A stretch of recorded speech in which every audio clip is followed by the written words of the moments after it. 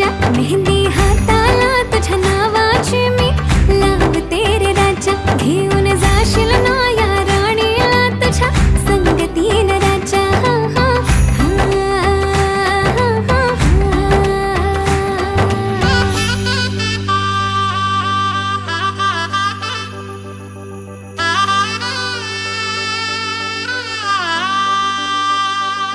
सजली ही नवरी बाई नवरोबासाठी ग, गाली हळदी चाले दिसते किती गोड ग.